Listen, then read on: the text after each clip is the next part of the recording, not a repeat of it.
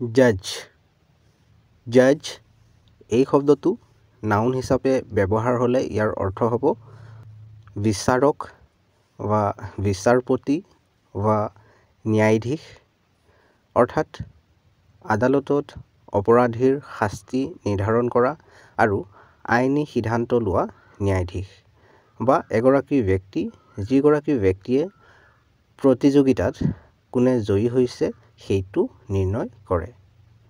Verb হিচাপে ব্যৱহাৰ হ'লে ইয়াৰ অৰ্থ হ'ব বিবেচনা কৰা বা বিচাৰ কৰা অৰ্থাৎ আপোনাৰ হাতত থকা তথ্যৰ ভিত্তিত কোনো ব্যক্তি বা বস্তুৰ বিষয়ে মতামত গঠন কৰা বা দিয়া। অহা দুটা বাক্যৰ সহায়ত আৰু বেছি ভালকৈ বুজি লওঁ। দ্য জাজ sentence the men to 3 years in prison. ন্যায়াধীশে লোকজনক 3 বছৰৰ কাৰাদণ্ড বিহে। ইউ শুড নট জাজ পিপল বাই দেয়াৰ এপিয়াৰেন্স। আপুনি মানুহক তেওঁলোকৰ চেহেৰাৰ ভিত্তিত বিচাৰ কৰা উচিত নহয়।